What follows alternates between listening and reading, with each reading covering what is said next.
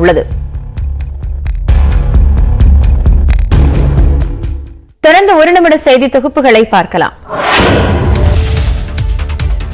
முல்லைப்பெரியாறு அணை பாதுகாப்பாக உள்ளது என மத்திய கண்காணிப்பு குழு தலைவர் விஜய் சரண் தெரிவித்திருக்கிறார். கேரளாவில் உள்ள முல்லைப்பெரியாறு அணையை தமிழ்நாடு அரசின் பொதுப்பணித்துறை பராமரித்து வருகிறது.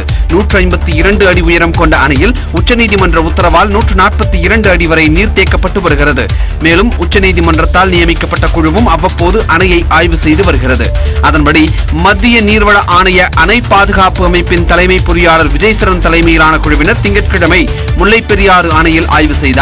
பிரதான அணை, பேபி அணை மதகுகள், கேலரி, சுரங்கப்பகுதி மற்றும் கசிவுநீர் பகுதிகளை ஆய்வு செய்தனர். பின்னர் தேக்கடியில் செய்தியாளர்களிடம் பேசிய விஜய் சரண் முல்லைப்பெரியாறு அணை தற்போது பாதுகாப்பாக உள்ளது என்றார். Dam conditions safe. We have seen the dam earlier also, and we have seen there, and we will discuss all the issues, and we will resolve all the issues between the two states. இதையடுத்து மாலையில் குமிளியில் தமிழ்நாடு, கேரள மாநில அதிகாரிகளுடன் கண்காணிப்பு குழு தலைவர் ஆலோசனை மேற்கொண்டார்.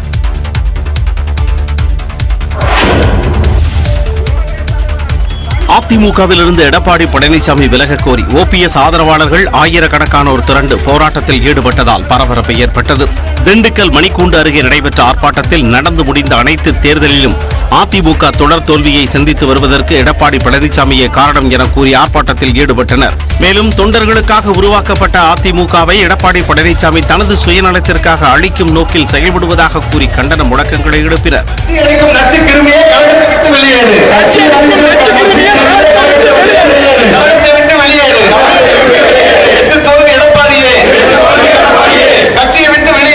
OPS ஆதரவாளர் சுப்புரத்தினம் தலைமையில் நடைபெற்ற இந்த போராட்டத்தில் 1000த்திற்கும் மேற்பட்டோர் கலந்து கொண்டனர்.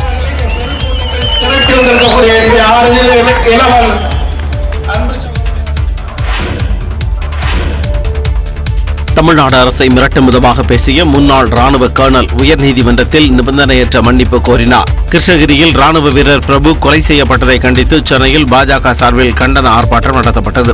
இந்த கூட்டத்தில் பேசிய பாஜகவைச் சேர்ந்த ஓய்வு பெற்ற ராணுவ அதிகாரி கர்னல் பாண்டியன் தங்களுக்கு வெடிகுண்டு வைக்க தெரியும் என தமிழ்நாடு அரசுக்கு மிரட்டல் விடுத்து பேசினார். இதுகுறித்து திருவல்லிக்கேணி போலீசார் வழக்கு பதிவு செய்த நிலையில் பாண்டியன் முன்ஜாமீன் கோரி சென்னை உயர்நீதிமன்றத்தில் மனு தாக்கல் செய்தார்.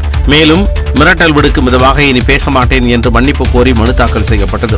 இதை பதிவு செய்து கொண்ட நீதிபதி இனி இதுபோல பேச மாட்டீர்களா என்று கேள்வி எழுப்பினர். அதற்கு பாண்டியன் இனி இதுபோல் பேச மாட்டேன் என்று நிபந்தனையற்ற மன்னிப்பு கேட்டார். இதையடுத்து ஒரு வாரம் சென்னையில் தங்கியிருந்து திருவல்லிக்கேணி காவல் நிலையத்தில் கையெழுத்திட வேண்டும் என்ற நிபந்தனையுடன் அவருக்கு முன்ஜாமீன் வழங்கி நீதிபதி உத்தரவிட்டார்.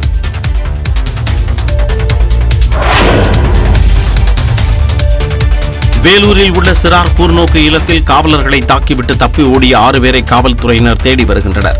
மாவட்ட ஆட்சியர் அலுவலகம் அருகே காகித பட்டறை பகுதியில் உள்ள கூர்நோக்கு இல்லத்தில் பல்வேறு வழக்குகளில் தொடர்புடைய சிறார்கள் 43 பேர் இருந்தனர்.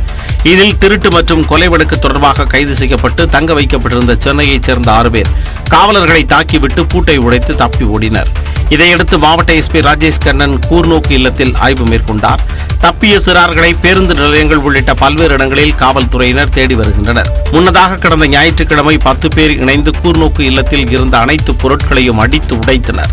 இதனால் உயிருக்கு பாதுகாப்பு இல்லை என கூறி இல்லத்தில் இருந்த காவலர்கள் அனைவரும் வெளியே வந்து நின்றனர். இதனால் தப்பிச் செல்வதற்காக கூர்நோக்கு இல்லத்தை சிறுவர்கள் சூறையாடினார்களா என்பது குறித்தும் காவல்துறையினர் விசாரணை நடத்தி வருகின்றனர்.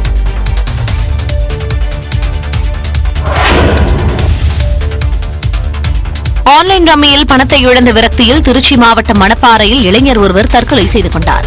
மணப்பாறை அருகே உள்ள சவேரியார்புரத்தை சேர்ந்த இளைஞர் வில்சன் கோவையில் உள்ள உணவகத்தில் சமையல் மாஸ்டராக வேலை பார்த்து வந்தார். கடந்த 3 நாட்களுக்கு முன்பு சொந்த ஊர் திரும்பிய வில்சன் வீட்டில் யாரும் இல்லாத நேரத்தில் தூக்கிட்டு தற்கொலைக்கு முயன்றுள்ளார். சத்தம் கேட்டு உயிருக்கு போராடியவரை அக்கம் பக்கத்தினர் மீட்டு தனியார் மருத்துவமனையில் அனுமதித்தனர். ஆனால் சிகிச்சை பலனின்றி வில்சன் உயிரிழந்தார். ஆன்லைன் ரம்மி கடுமையான வில்சன் கடன் வாங்கி ரம்மியால் பணத்தை இழந்ததால் தற்கொலை செய்து கொண்டதாக தெரியவந்துள்ளது.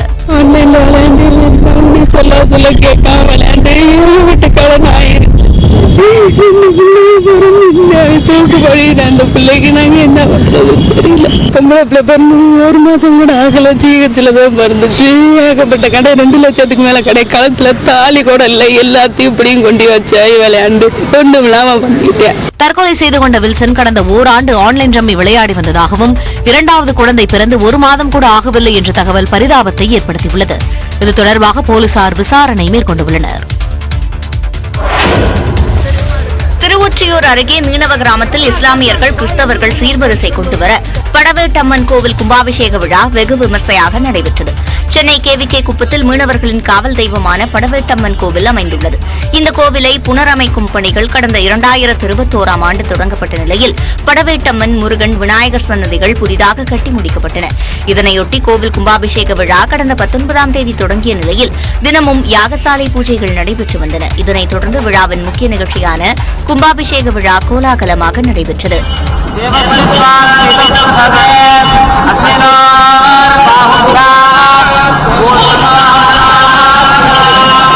அப்போது மத நல்லிணக்கத்தை வெளிப்படுத்தும் வகையில் இஸ்லாமிய கிறிஸ்தவ சமூகத்தினர் சீர்வரிசையுடன் ஊர்வலமாக வந்து படவேட்டம்மனுக்கு மரியாதை செய்த நிகழ்ச்சியை ஏற்படுத்தியது.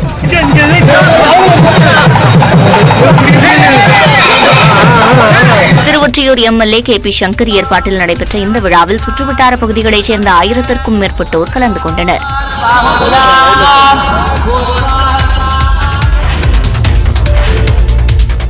தமிழ்நாட்டில் ஒரே நாளில் 102 பேருக்கு கொரோனா தொற்று இருப்பது கண்டறியப்பட்டுள்ளது.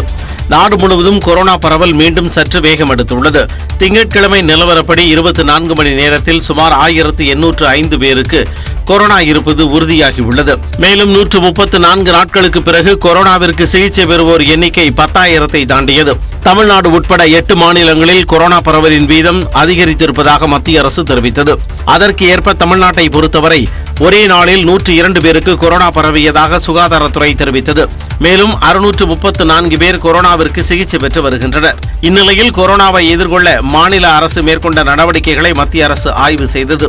இதனைத் தொடர்ந்து மரபணு திரிவு பரிசோதனைகளை அதிகரிக்க மத்திய அரசு அறிவுறுத்தியது. மேலும் கொரோனா சிகிச்சைக்கான ஒத்திகைகளை மேற்கொள்ள வேண்டும் என்று மத்திய அரசு ஆலோசனை வழங்கியுள்ளது.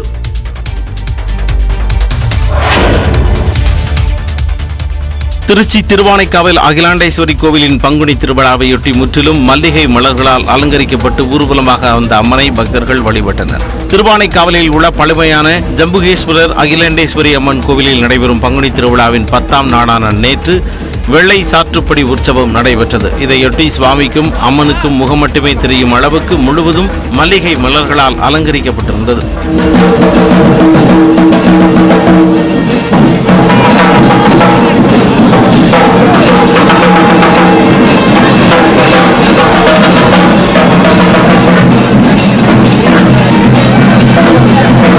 கைலை வாத்தியங்கள் முழங்க 4ஆம் நாள் பிரகாரத்தில் நடைபெற்ற வீதி உலா களை கட்டியது. தேரின் பின்னே கோவில் யானையும் உடன் வந்தது. வெண்குடையுடன் எழுந்தருளிய அம்மனை பக்தர்கள் தரிசனம் செய்தனர்.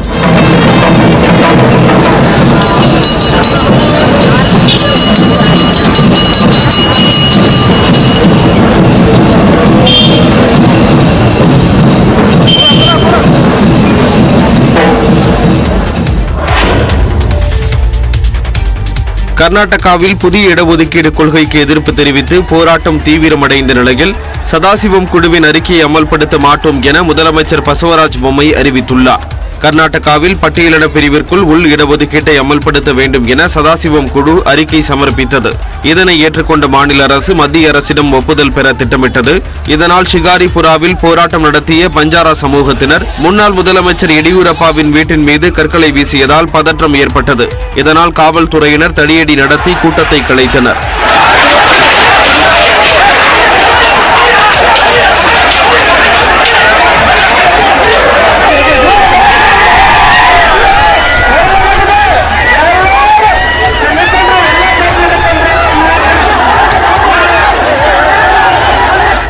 இந்நிலையில் சதாசிவம் குழுவின் அறிக்கையை அமல்படுத்த மாட்டோம் என கர்நாடக முதலமைச்சர் பசவராஜ் பொம்மை உறுதியளித்துள்ளார். மேலும் பஞ்சாரா உள்ளிட்ட சில சமூகங்கள் SC பட்டியலில் இருந்து நீக்கப்படாது என விளக்கமளித்துள்ளார். காங்கிரஸ் கட்சியினரால் போராட்டம் தூண்டப்பட்டதாக குற்றம் சாட்டிய பசவராஜ் பொம்மை ஏதேனும் பிரச்சனை இருந்தால் பேசி தீர்க்கப்படும் என தெரிவித்துள்ளார். ஷிகாரிபுராவில் 144 தடை உத்தரவு பிறப்பிக்கப்பட்டுள்ள நிலையில் போராட்டம் நடத்தும் பஞ்சாரா சமூகத்தினருடன் விரைவில் பேச்சுவார்த்தை நடத்த உள்ளதாக எடியூரப்பா கூறியுள்ளார்.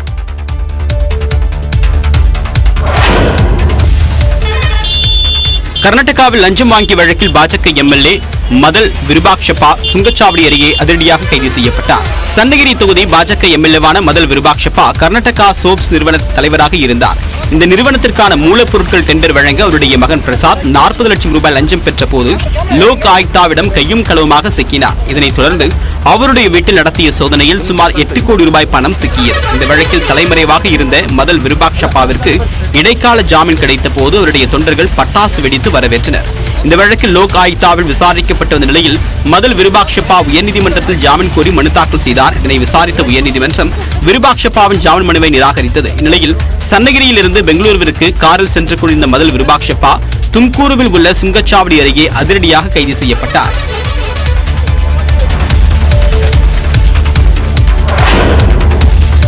நமீபியாவில் இருந்து இந்தியாவிற்கு கொண்டு வரப்பட்ட ஷாஷா என்ற பெண் சிவிங்கி புலி உடல்நலக் குறைவால் உயிரிழந்தது. இந்தியாவில் சிவிங்கி புலிகள் இனம் அழிந்துவிட்ட நிலையில் அதனை மீள் அறிமுகம் செய்யும் முயற்சியில் மத்திய அரசு இறங்கியது. அதன்படி கடந்த ஆண்டு பிரதமரின் பிறந்த நாளான செப்டம்பர் 17ஆம் தேதி நமீபியாவில் இருந்து முதற்கட்டமாக 8 சிவிங்கி புலிகள் இந்தியாவிற்கு கொண்டு வரப்பட்டன. இவை மத்திய பிரதேச மாநிலத்தில் உள்ள குணோ தேசிய பூங்காவில் பராமரிக்கப்பட்டு வந்தன. அதில் ஷாஷா என்ற பெண் சிவிங்கி புலிக்கு இந்தியாவிற்கு அழைத்து வரும் முன்னரே சிறுநீரகம் பாதிக்கப்பட்டிருந்ததாக கூறப்படுகிறது. இதனைத் தொடர்ந்து ஷாஷாவிற்கு கால்நடை மருத்துவர்கள் தீவிர சிகிச்சை அளித்து வந்தனர். இருப்பினும் சிகிச்சை பலனின்றி ஷாஷா சிவிங்கி புலி உயிரிழந்ததாக வனத்துறையினர் தெரிவித்துள்ளனர். கடந்த மாதம் ஆப்பிரிக்காவில் இருந்து மேலும் 12 சிவிங்கி புலிகள் இந்தியாவிற்கு அழைத்து வரப்பட்டன. இதன் மூலம் இந்தியாவில் மொத்தம் 20 சிவிங்கி புலிகள் இருந்து தற்பொழுது ஷாஷா மறைவால் நாட்டில் உள்ள சிவிங்கி புலிகளின் எண்ணிக்கை 19ஆக குறைந்துள்ளது. ஐபிஎல் தொடரில் பங்கேற்கும் கொல்கத்தா நைட் ரைடர்ஸ் அணியின் கேப்டனாக நிதிஷ் ராணா அறிவிக்கப்பட்டுள்ளார். 10 அணிகள் பங்கேற்கும் ஐபிஎல் கிரிக்கெட் தொடர் வருகின்ற 31ஆம் தேதி தொடங்குகிறது. பாலிவுட் நடிகர் ஷாருக் கான் உரிமையாளராக உள்ள கொல்கத்தா நைட் ரைடர்ஸ் அணியின் கேப்டனாக ஸ்ரேயஸ் ஐயர் நியமிக்கப்பட்டிருந்தார். முதுகு பகுதியில் ஏற்பட்ட காயம் காரணமாக அவர் நடப்பு ஐபிஎல் தொடரின் முதல் பாதியில் விளையாட முடியாத நிலை ஏற்பட்டுள்ளது. இந்த நிலையில் KKR அணியின் கேப்டனாக இடதுகை பேட்ஸ்மேன் நிதிஷ் ராணா நியமிக்கப்பட்டுள்ளார்.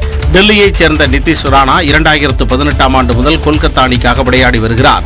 நிதிஷ் ராணாவுக்கு நிர்வாகம் சார்பில் முழு ஒத்துழைப்பு வழங்கப்படும் என தெரிவிக்கப்பட்டுள்ளது.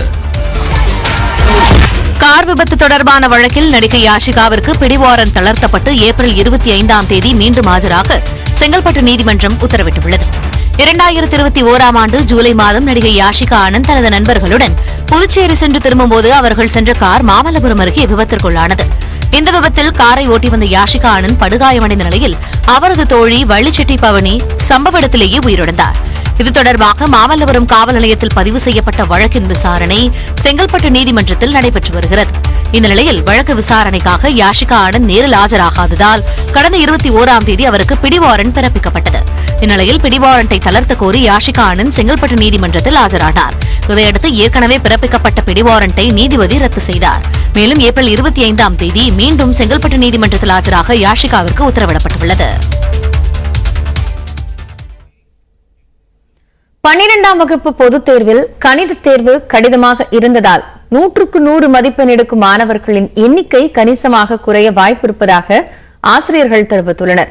12ஆம் வகுப்பு பொதுத் தேர்வில் நேற்று கணித பாடப்பிரிவிற்கான தேர்வு நடைபெற்றது. இதில் வினாத்தாள் சற்று கடினமாக இருந்ததாக மாணவர்கள் தெரிவித்தனர். பொதுத் தேர்வில் நிச்சயம் இடம்பெறும் என எதிர்பார்க்கப்பட்ட கேள்விகள் பெரும்பாலான சாய்ஸில் இருந்ததால் மாணவர்களுக்கு ஏமாற்றம் ஏற்பட்டதாக ஆசிரியர்களும் கூறினர். இதன் காரணமாக 100க்கு 100 மதிப்பெண்கள் வாங்கும் மாணவர்களின் எண்ணிக்கை குறையும் என்று குறிப்பிடப்பட்டுள்ளது.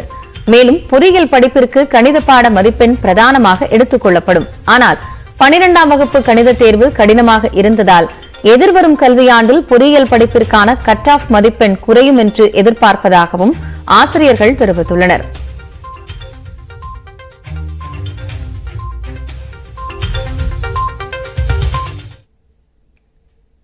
வழக்கறிஞர்களின் பாதுகாப்பை உறுதி செய்ய வேண்டும் என்று டிஜிபி சைலேந்திர பாபுவிற்கு தமிழ்நாடு மற்றும் புதுச்சேரி பார் கவுன்சிலின் தலைவர் அமல்ராஜ் கோரிக்கை விடுத்துள்ளார். டிஜிபிக்கு அவர் எழுதியுள்ள கடிதத்தில் சென்னை பெருங்குடியைச் சேர்ந்த ஜெய் கணேஷ் என்ற வழக்கறிஞர் கொலை செய்யப்பட்டதை சுட்டிக்காட்டியுள்ளார். சிறப்பு குழு அமைத்து குற்றவாளிகளை உடனடியாக கைது செய்து குண்டர் சட்டத்தின் கீழ் நடவடிக்கை எடுக்க வேண்டும் என்றும் இதற்காக காவல்துறை அதிகாரிகளுக்கு உரிய வழிகாட்டுதல்களை வழங்க வேண்டும் என்றும் கடிதத்தில் அவர் கேட்டுக் கொண்டுள்ளார். வழக்கறிஞர்கள் பலர் தாக்கப்படுவதும் கொலை செய்யப்படுவதும் சமீப காலமாக அதிகரித்துள்ளதாக கூறியுள்ள அமல்ராஜ், வழக்கறிஞர்களுக்கு பெரும் அச்சுறுத்தல் ஏற்பட்டுள்ளதால் தேவையான பாதுகாப்பை உறுதி செய்ய வேண்டும் என்றும் டிஜிபியை கேட்டுக் கொண்டுள்ளார்.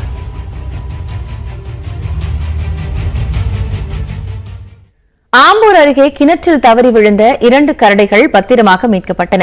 திருப்பத்தூர் மாவட்டம் ஆம்பூரை அடுத்த அரங்கல்துருகம் பகுதியில் இருந்து வெளியேறிய 2 கரடிகள் விளைநிலங்களுக்குள் புகுந்தன. அப்போது சுற்றுச்சுவர் எதுவுமின்றி இருந்த பாழடைந்த கிணற்றில் 2 கரடிகளும் தவறி விழுந்தன. இது குறித்தறிந்த அப்பகுதி மக்கள் தீயணைப்புத்துறை மற்றும் வனத்துறையினருக்கு தகவல் அளித்தனர். இதையடுத்து அங்கு சென்ற தீயணைப்புத்துறையினர் கிணற்றிலிருந்து கரடிகள் வெளியேறும் வகையில் அருகே குழியை தோண்டி வழி ஏற்படுத்தினர். 8 மணி நேர போராட்டத்திற்கு பிறகு கிணற்றில் இருந்த 2 கரடிகளும் மீட்கப்பட்டன. கிணற்றிலிருந்து வெளியே வந்த கரடியை வனத்துறையினர் காட்டுப்பகுதிக்குள் விரட்டினர்.